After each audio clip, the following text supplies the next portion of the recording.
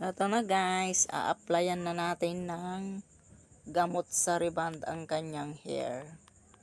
Sandito tayo ngayon sa bahay ng aking client.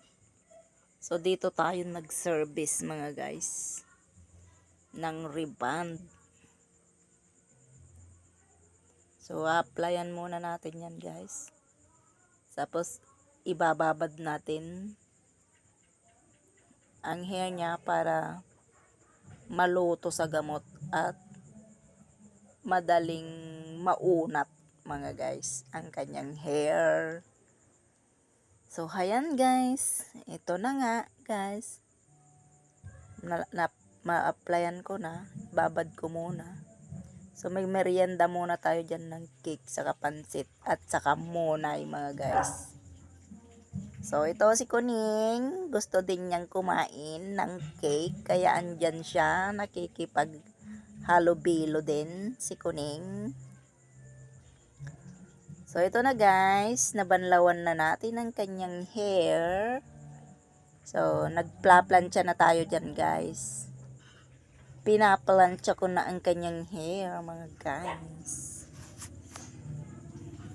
So malapit na ring matapos guys ang kanyang hair sa pagplansya. Napakahirap din magplansa dyan guys kasi medyo makapal-kapal din ang kanyang hair mga guys, kaya yan. So talagang puspusan sa pagpaplansya guys para maunat lang ang kanyang hair. So ayan guys, maglalans na tayo. Nababaran ko na yung hair niya guys. Natapos ko na rin maplansya.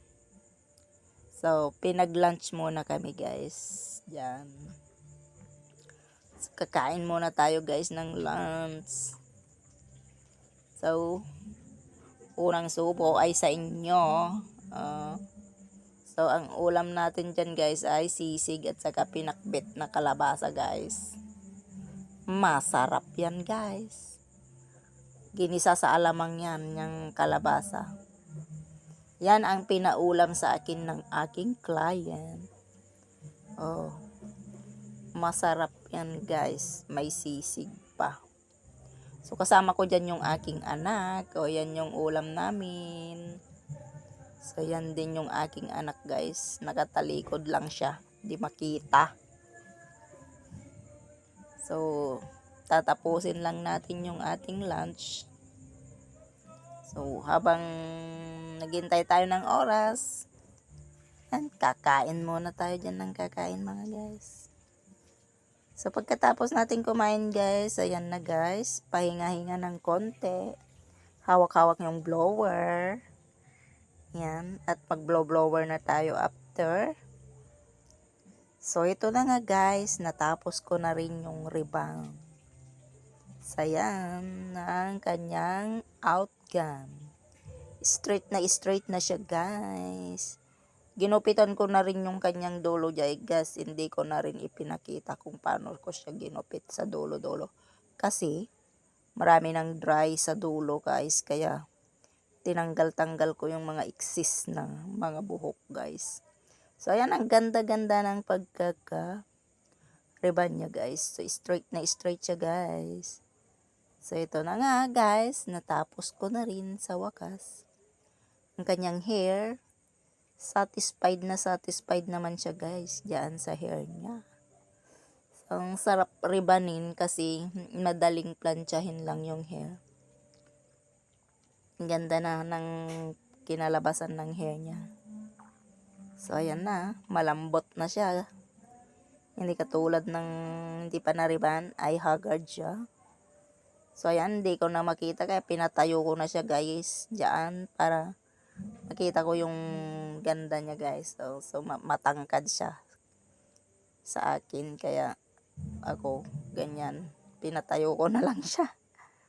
So ayan na, ang ganda na. So pagkatapos nun guys, ayan, nag-service naman tayo ng linis ng kuko doon sa ibang barangay mga guys. Lumipat ako ng pagserbisan. So ayan, naglilinis ako dyan ng kuko. So, inuna ko na yung kanyang kamay kasi paa at kamay yan, guys. Dami kong nakuhang mga dry skin sa kamay niya, guys. Medyo matagal-tagal kong nilinisan yan, guys, kasi super kapal na yung mga kelyo. Kelyo? Kalyo talaga. So, ayan na nga, guys. Natapos ko na yung service ko. Nagluto. Umuwi na kami. At ito, nagluto ako ng ulam namin na sardinas with egg. Ayan na. With egg. Ayan na, guys. Sarap niyan, guys. Kasi sardinas na may itlog. Madali na lang lutuin, guys. Kasi pagod naman na ako. Kaya yung madaling lulutuin na lang, guys, ang aking niluto. So, ayan. Nakaluto na ako, guys. At kakain na tayo dyan, guys. So, yummy. Sardinas with egg. Ayan, pinakita ko pa yan yung ulam ko dyan, guys. Super sarap. Kakain muna ako dyan, guys. Mga siguro 3 minuto, guys. Nakakain ako dyan, guys. Matagal kasi akong kumain, guys. Kaya yung kahit konti lang yung nasa plato ko, talagang matagal akong kumain. Talagang ninanamnam ko pa yung aking pagkain dyan, guys. Kaya kung ano-ano pang pinaggagawa ko dyan sa plato ko, sige, matagal-tagal pang magsubo kasi mainit. Kaya yun, hiniihip-ihipan ko pa. Pero masarap siya, as in, kasi mainit ang aking pagkain. O, diba mga guys? O, yan. Malapit na akong matapos dyan, guys, na kumain. Power. Power na power. So, bilisan mong kumain at para matapos ka na dyan. Ang tagal-tagal mong kumain. Yun, nangati pa yung leg. May kumagat yatang langgam.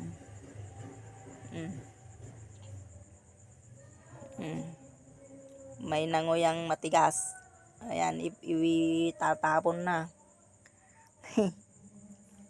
Ang dami mo pang daldal dyan kasi. Kaya yan, dala mong kumain dyan para matapos ka ng kumain.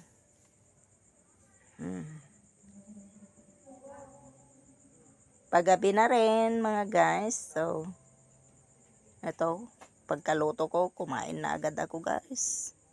Para matapos na.